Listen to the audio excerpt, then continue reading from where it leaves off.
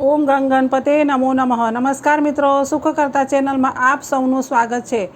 મિત્રો, આજે આપણે આ વિડીયોમાં પુરુષોત્તમ માસની કથાઓનો એટલે અધિક માસની કથાઓનો આરંભ કરીશું. તો ચાલો.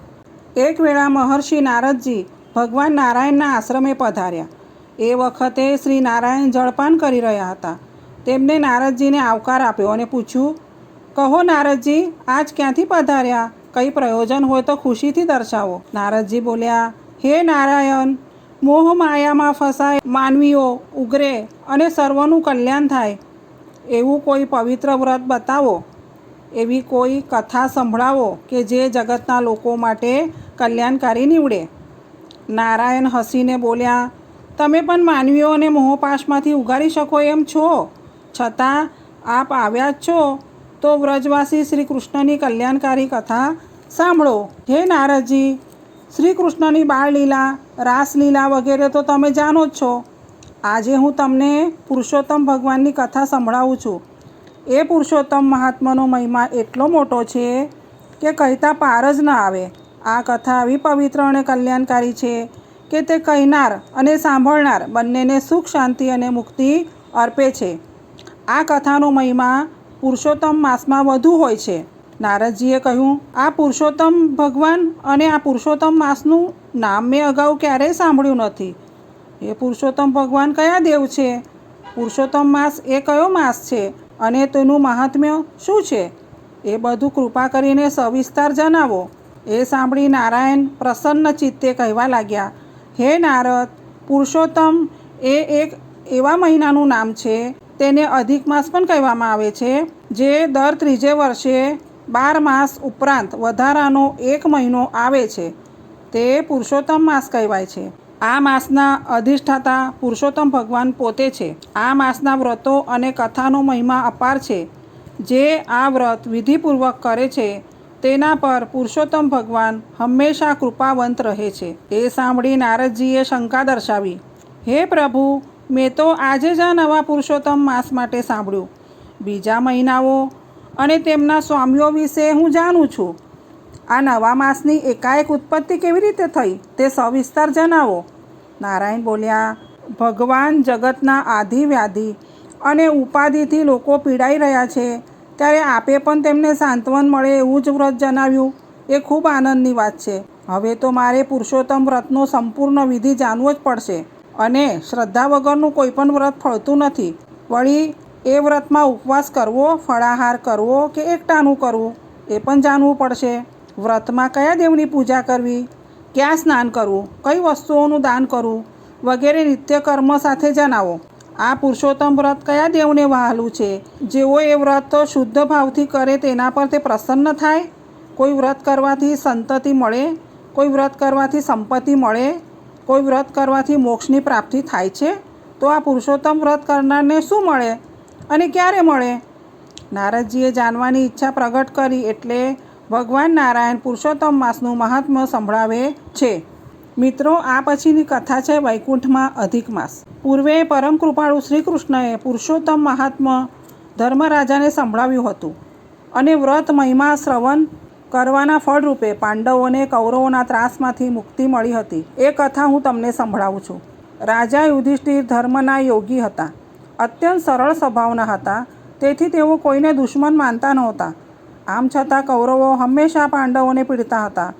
એક વખત કૌરવોએ પાંડવોને જીવતા બાળી દેવાની કોશિશ કરી અને તે માટે તેમને લાખાગૃહોની રચના કરી, પણ તેમાં તેઓ નિષ્ફળ ગયા. દુર્યોધન કપટકળામાં કુશળ હતો. તેમને યુધિષ્ઠિરને જુગટું રમવા બોલાવ્યા. પ્રપંચથી યુધિષ્ઠિર રાજપાટ અને દ્રૌપદી સુદ્ધા હારી ગયા. અધમ અને નીચ દુર્યોધને ભર દરબારમાં દ્રૌપદીની લાજ લૂંટવાનો પ્રયત્ન કર્યો. દ્રૌપદીના ચીર ખેંચી નિર્વસ્ત્ર બનાવવાનો દુશ્શાસનને હુકમ કર્યો. પ્રભુ શ્રી કૃષ્ણ દ્રૌપદીની વહારે ધાયા અને 999 ચીર પૂરીને દ્રૌપદીની લાજ રાખી. પાંડવોને વનમાં જવું પડ્યું. ત્યાં તેમને ઘણું દુઃખ ભોગવવું પડ્યું. પોતાના ભક્તોને દુઃખી જોઈ શ્રી કૃષ્ણ ભગવાન પધાર્યા. પાંડવોએ તેમનું પૂજન કર્યું અને પોતાના દુઃખ દર્દ માટે એવું કોઈ વ્રત બતાવવા વિનંતી કરી. પ્રભુ શ્રી કૃષ્ણએ પાંડવોને કહ્યું, તમે અધિક માસનું વ્રત કરો. એ વ્રત વિધિપૂર્વક કરવાથી તમારું ગયેલું રાજ તમને પાછું મળશે અને સુખ શાંતિ સાંપડશે. એ માસની તમારે બહુ રાહ નહીં જોવી પડે. આ માસ પૂરો થતાં જ પાવનકારી અધિક માસ આવશે. અર્જુને પૂછ્યું, હે કૃપાસાગર, આ અધિક માસ ક્યાંથી ઉત્પન્ન થયો? એના વ્રત આચરનારને ફળ પ્રાપ્તિ શી થાય? એ વિગતે સમજાવો. શ્રી કૃષ્ણએ કહ્યું, અર્જુન, કાળના ઘણા વિભાગો હોય છે. દરેક વિભાગના જુદા જુદા અધિષ્ઠાતા દેવ હોય છે. સૃષ્ટિના સર્જનકાળથી આ ચાલ્યું આવ્યું છે. એવામાં એકાએક અધિક માસની ઉત્પત્તિ થઈ.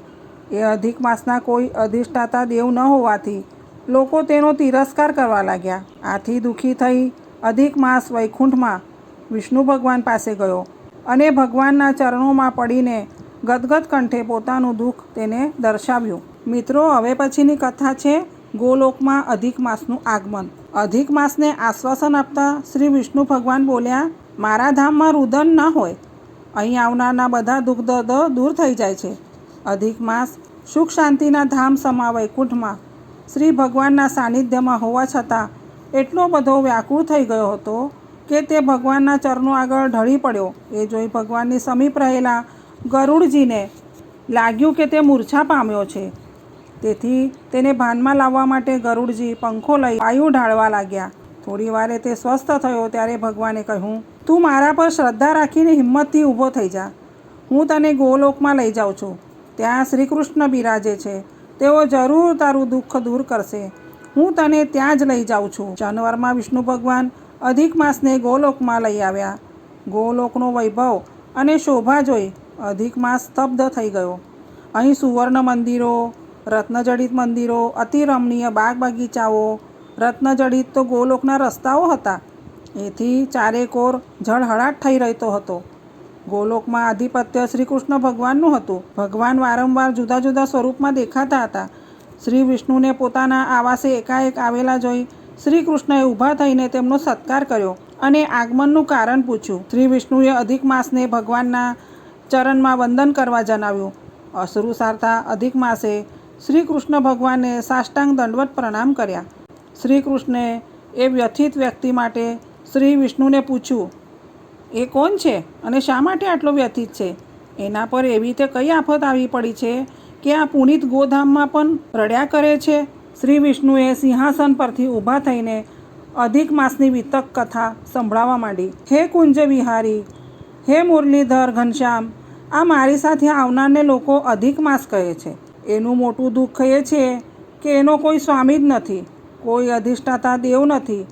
એથી સગળા એની હાંસી ઉડાવે છે. એ કારણે એ ભારે વ્યથા ભોગવી રહ્યો છે. કોઈ દયાળુએ એને મારી પાસે મોકલ્યો. એને એનું દુઃખ મને જણાવ્યું, પણ એનું દુઃખ હું દૂર કરી શકું એમ ન હોવાથી આપ જેવા સંકટમોચન દીનદયાળ પાસે હું તેને લાવ્યો છું. મને આશા છે કે આપના શરણે આવેલા અને આપ ઉગારશો. એમ થતાં મારું આવવું પણ સાર્થક થશે. એ સાંભળી શ્રી કૃષ્ણ બોલ્યા, એનું જીવન ઝેર જેવું બની ગયું છે. એનું કારણ એ છે કે તે સૂર્યની સંક્રાંતિથી રહિત માસ છે. એથી એને શુભ કાર્યો માટે વર્જિત ગણવામાં આવ્યો છે. જેઓ સ્વામીપણાથી છકી ગયા છે તે મહિનાઓ એનો તિરસ્કાર કરે છે. આપ એને ગોલોકમાં લઈ આવ્યા એ ઘણું જ સારું કર્યું છે. એથી જગતમાં આપની કીર્તિ વધશે. શ્રી કૃષ્ણ બોલ્યા, આપના હૃદયમાં આનું દુઃખ વસ્યું છે. સત્વર એની ઈચ્છા પૂર્ણ કરો. શ્રી કૃષ્ણએ કહ્યું, મારા જે બધા ગુણો છે, કીર્તિ છે, મહિમા છે, ઐશ્વર્ય છે, જેને લીધે જગતના લોકો મને પુરુષોત્તમ કહીને વંદે છે, તે મારા બધાય ગુણોનું આ અધિક માસને હું દાન કરું છું. આપ સ્વયં એને લઈને મારી સમક્ષ આવ્યા એટલે તમારા માન ખાતર એના સર્વ દુઃખોનો સર્વભાર મારે માથે લઈ લીધો છે. એનો કોઈ સ્વામી નથી, તો આજથી હું એનો સ્વામી અધિષ્ઠાતા દેવ છું. આથી જ આ અધિક માસને સૌ પુરુષોત્તમ માસ તરીકે ઓળખશે. પતિત પાવન પુરુષોત્તમ માસથી જગતના લોકો સુખ સમૃદ્ધિ પામશે અને ભવસાગર તરી જશે. આ પવિત્ર પુરુષોત્તમ માસમાં તીર્થયાત્રા કરનારને, તીર્થ સ્નાન કરનારને, પુરુષોત્તમ વ્રત કરનારને, દાન કરનારને, પુરુષોત્તમ મહાત્મા સાંભળનારને સુખ સંપત્તિ મળશે અને મોક્ષ મળશે. આ અધિક માસને પુરુષોત્તમનું બિરુદ આપી મેં મારા સમાન ગણ્યો છે. એટલે તે તમામ મહિનાઓનો અધિપતિ ગણાશે. જે કોઈ નરનારી શ્રદ્ધાપૂર્વક આ પુરુષોત્તમ માસને પૂજશે તેના રોગ શમી જશે. આધિ વ્યાધિ ઉપાધિ ટળી જશે. પુરુષોત્તમને ભજશે તેને દુઃખનો પડછાયો જોવા નહીં મળે. અને દરિદ્રતાનું નામો નિશાન મટી આ પુરુષોત્તમ માસનું વિધિપૂર્વક પૂજન કરશે તેના સઘળા પાપો વળીને ભસ્મ થઈ જશે અને તે મને પામશે. તપસ્વીઓ, યોગીઓ અને સંયમી બળો આ પુનિતધામમાં આવી શકતા નથી, પણ જે અધિક માસમાં પુરુષોત્તમ વ્રત કરશે તે સરળતાથી ગોલોકમાં આવી શકશે. મારા ભક્તોની મનોકામના પૂર્ણ કરવા હું સદા તત્પર રહીશ. પુરુષોત્તમને ભજનારો મનુષ્ય એવો પવિત્ર અને સાત્વિક બની જાય છે કે દુઃખ, વ્યાધિ અને ઘડપણ તેનાથી દૂર રહે છે. સ્ત્રીઓ માટે આ પાવન પુરુષોત્તમ માસ અતિ ઉત્તમ છે. જે સ્ત્રીઓ શ્રદ્ધા અને વિધિપૂર્વક પુરુષોત્તમ માસનું વ્રત કરશે તેને સૌભાગ્ય સાંપડશે, તેનો ચૂડી ચાંદલો અખંડ રહેશે. એ મહિનામાં મારું પૂજન અને નામ સ્મરણ કરનાર હું પ્રસન્ન રહીશ. શ્રી કૃષ્ણ ભગવાનની ઉદારતા જોઈને અધિક માસ તો આશ્ચર્યચકિત જ થઈ ગયો, હર્ષઘેલો બની ગયો હતો. તેની આંખોમાં હર્ષના આંસુ વહી રહ્યા હતા. પણ વિષ્ણુ અધિક માસ સાથે વૈકુંઠ જવા ત્યાંથી નીકળ્યા. મિત્રો, આજે આપણે આ વિડીયોમાં પુરુષોત્તમ માસની કથાનો પહેલો ભાગ સાંભળ્યો. બીજા ભાગમાં આપણે દ્રૌપદીના પૂર્વજન્મની કથા સાંભળીશું. જો આપ સૌને અમારો આ વિડીયો પસંદ આવ્યો હોય તો પ્લીઝ લાઇક, શેર અને સબસ્ક્રાઈબ જરૂર કરજો. અને હા, કમેન્ટ કરવાનું ભૂલશો નહીં. જો અમારી કાંઈ ભૂલ હોય તો કમેન્ટમાં જરૂરથી જણાવશો. પુરુષોત્તમાય નમઃ.